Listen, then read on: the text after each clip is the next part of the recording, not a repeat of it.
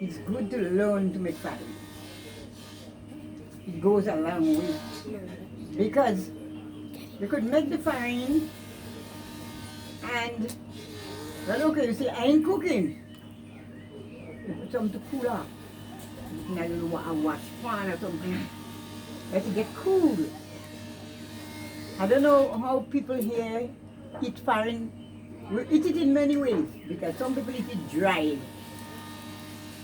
Some people soak it. They put it in the container or whatever and you add water to it. And when it's soaked, it's so nice. You might use it with whatever you want, like salty sauce, meat. Or if you want, you could add it to broth, soup, tea, porridge.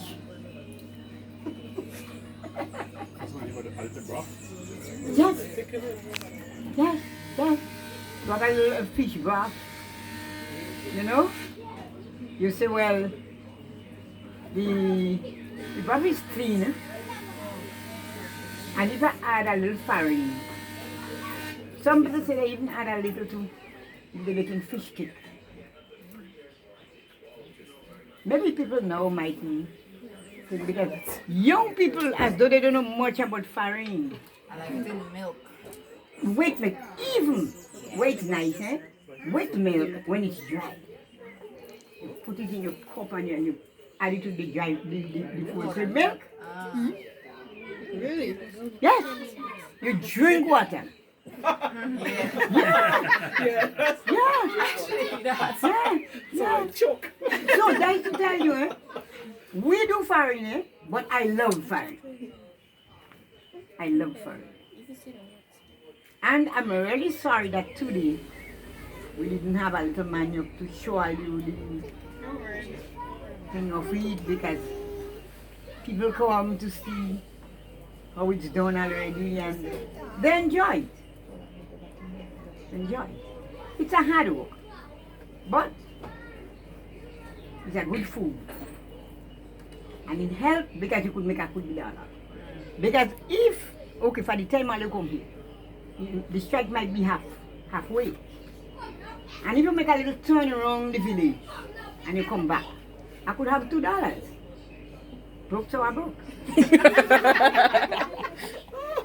How much for a pound again? Okay, when we go out in the field, we pay $1 for a pound of cassava. But when you make the farine, it's $10 a pound.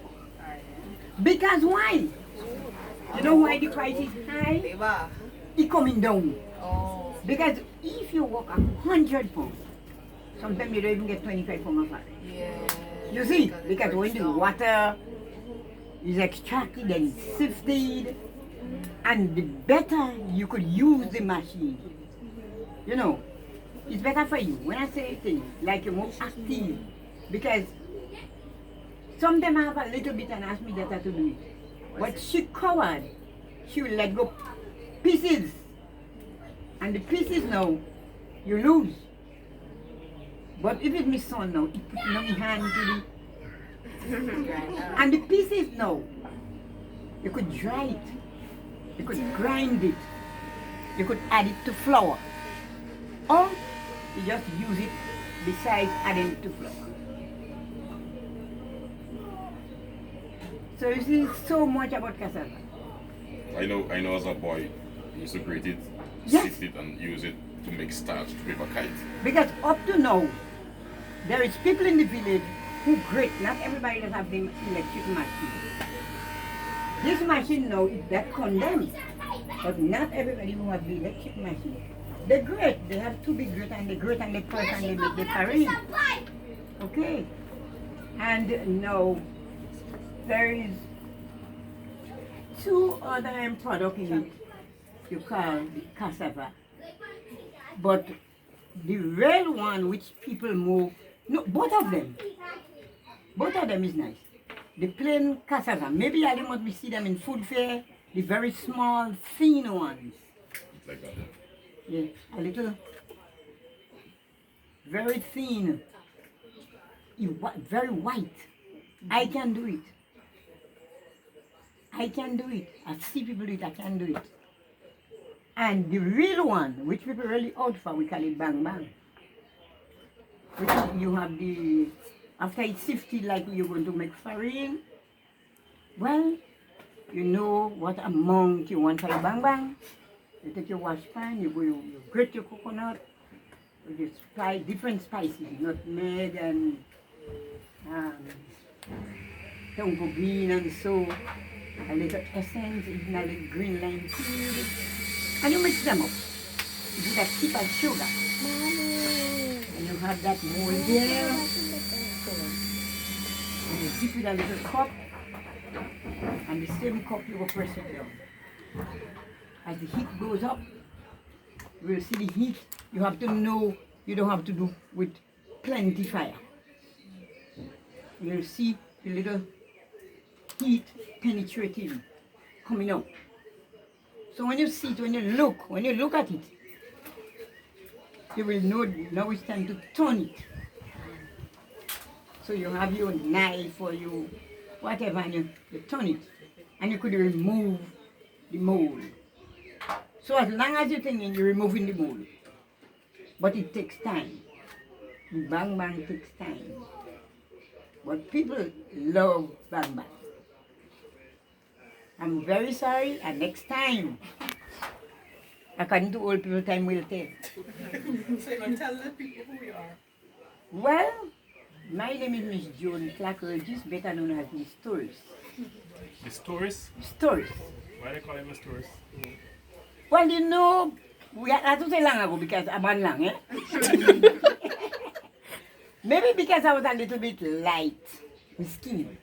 When my mother come from the hospital, Princess Alice hadn't the hospital at that time. It was grandma.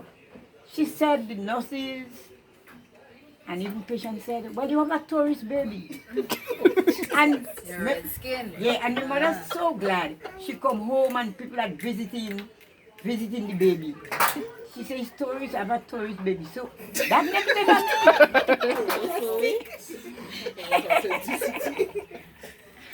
So I know. You could go like anywhere I travel and ask for, oh, the lady in Munich. Oh, tourist. Yes. So it remains with me. And what I'm saying again about the kappa, hallelujah kappa. Hallelujah? Yeah. Because people used to have them before for washing. Yeah. Oh, soon you'll need a new one? No, but we don't put on. We can live to see it die. No, So how much years you had this? I have this like 22 years. And it was a full one, a whole one? No, It was just like just this? as it is. Because why they're very scarce, you know. Because you know people export them to Trinidad. Yeah, recently they export them to Trinidad. But I was fortunate I got this piece. So, you have a big one? What if I tell you, eh? With one little crack like this. Like a Okay. big jacuzzi, yeah. Okay. This one is small, but it doesn't work. I say it's small, but it doesn't work. So we don't put out say looking for a bigger one. Because looking for a bigger one sometimes is more work for you because you go hit more in the kappa, your back go hurt, your chest go.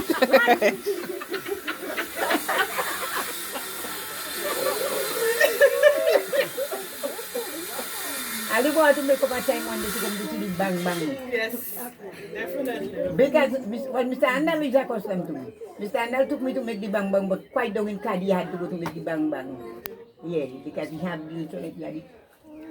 Thing. Yeah. Well, thank you very much, Ms.Tourist. Very appreciative of your explanation and everything today, as per usual. It's not so big, but a little comes. All the time. Yeah. Thank you. Thank you to you all too. You are Thank you for cute. having us. Thank you. Yes. Thank you all too. But if you had seen one of the products make, We'll be back. yeah, and you will say, oh, look at them. You pass by people garden and you see the little trees and you say, oh, Yeah, we just showed the kids. because let what me tell you, cassava tree. you know, it's that I do to take care of my children. 9 children, eh? Ms. Tourist will get you know. And, you know, when you have 9 children, my husband died and lived young. After that, I had 4 children. Because when he died, I was just 28 years. And it's that. I saw all my children, my big sons, all of them, they could do it. Because they used to walk from door to door and asking you, you're buying a pound of farine?